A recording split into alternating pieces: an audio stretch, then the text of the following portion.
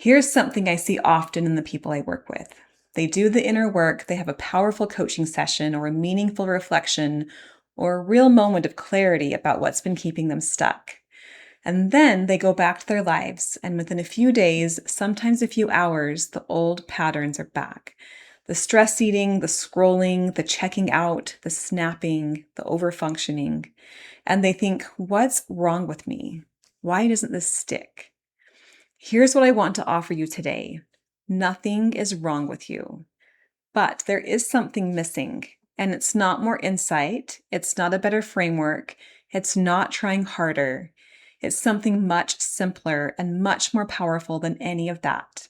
It's daily connection with yourself. My name is Michelle Shelton. I'm an MBA, ICF accredited coach, and an IFS trained practitioner, and I work with mid-career professionals who feel stuck and disengaged, high performing on the outside, but have quietly lost the thread back to themselves under sustained pressure. A lot of the people I work with come to me because something isn't working, a pattern they can't seem to shift, a version of themselves they don't quite recognize, a gap between the life they have and the life they want, a subtle feeling that there is more to life than what they are currently experiencing. And the work we do together is real. It creates real movement. But there is one thing that has a big impact on how steady, deep, and lasting that change becomes. And it's something that you can start doing today. That one thing is a daily practice of connecting with yourself. Today, I want to talk about why that daily check-in is the lever that many people are missing. And I want to start with an analogy from an unexpected place. Several years ago, I read a book by Gordon Neufeld and Gabor Mate that changed the way I think about connection and leadership. The book is called Hold On to Your Kids, and though it's about parenting, it's fundamentally about attachment. Attachment is more than something that we offer to our children. It's something we offer to ourselves first. And when we get that right, we are more steady for the relationships around us, whether that be our own children, our coworkers, our partners, every relationship. In other words, attachment matters. I know this might seem like a detour into parenting and attachment theory, so stay with me because this idea completely changed how I understand behavior change, self-leadership, and why insight alone rarely sticks. Our drive for attachment starts in childhood. Children are constantly looking for something to attach to. It's part of how they stay safe in the world. Children are dependent on others for their protection, so they're constantly looking and asking, who will keep me safe? Who will help me ground in the face of strong emotion? Who will see me and acknowledge my value? These are healthy and important needs that we all have, and attachment is our innate drive to have these needs met. If that attachment figure is not available, if the parent is distracted or exhausted or just not quite present, the child doesn't stop looking. They attach to whatever is available, to a screen, a friend, a behavior, anything that offers the feeling of connection and regulation that they're seeking. Neufeld's point in this book is not that parents are failing. It's that attachment doesn't happen by accident. It happens through intentional, consistent, and daily connection.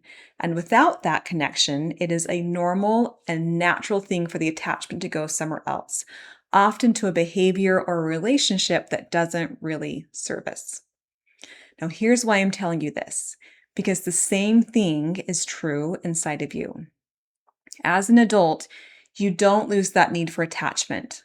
What happens instead through a healthy process of maturing is you shift that attachment drive from outside sources like your parents to your own steady leadership.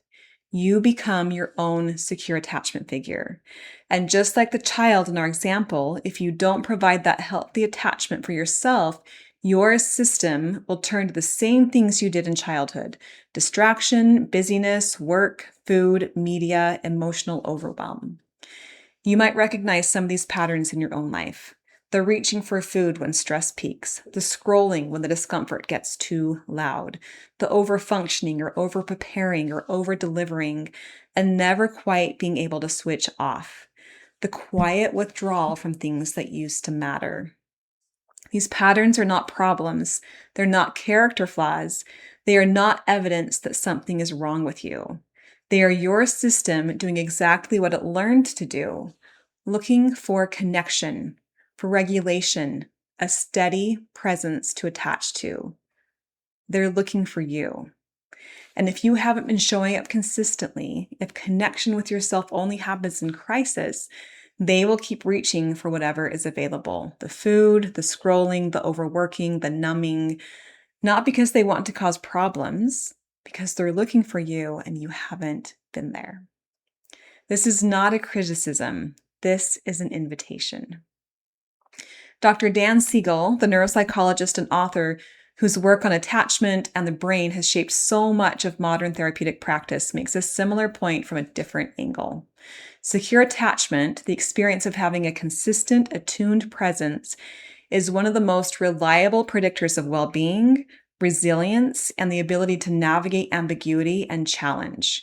And doesn't that sum up life, right? Ambiguity, challenge, and the need for resilience. When we usually think about that in terms of our relationship with other people. But part of becoming a steady adult is building the capacity to be that secure presence for yourself, to be the steady, attuned leader your own inner system is looking for. That capacity doesn't develop through insight alone. It develops through practice, through consistent connection, through showing up for yourself daily, not only when you're under stress, every day. Most people only show up for themselves when something has already gone sideways. They come to coaching and they get relief, sometimes significant relief. But the parts of them that have been running the show, the ones driving the stress eating, the overfunctioning, the quiet withdrawal, they don't fundamentally change their strategy because trust hasn't been built yet. Think about it from that part's perspective, that part of you. If the only time you show up for yourself is when things have already gone sideways, when the behavior has already happened, when the stress has already peaked, what message does that send? It sends the message that you're not a consistent leader. And like children, the parts of you learn who they can trust by who shows up consistently. They hand over trust to people who show up reliably, even and especially when nothing urgent is happening. That's the lever. Not more insight, not deeper analysis, not a better system for managing yourself under pressure. Daily connection, daily relationship, daily presence with your own inner world. I'm not talking about an hour of journaling every morning. It doesn't have to be a lengthy ritual. I'm talking about a few minutes of intentional connection with yourself, just a check-in, a moment of turning toward your own inner experience with genuine curiosity and care, rather than waiting for it to get too loud, so loud that you can't ignore it anymore. In the next video, I'll walk you through a specific framework that you can use to do this, something I call the spaces practice, which I developed with IFS principles, mindful awareness, and my own work as a coach and as a human navigating these things myself. But for today, here's the simplest version of the practice that I want to leave with you. Once a day, ideally in the morning, before the demands of the day take over, pause, take one breath, and ask yourself, what's here today? Not to fix it, not to analyze it, not to manage it, just to notice, to connect, to show up, to see what's asking to be seen. That's the beginning of the relationship your system has been looking for. The insight matters, the frameworks matter, the sessions matter, but none of it sticks the way it could without the daily practice of returning to yourself. Your inner system is looking for a leader, not a crisis manager, not someone who shows up when things fall apart, a consistent, steady presence who checks in every day and says, I'm here. What do you need? And that leader is you. And it starts with one check-in.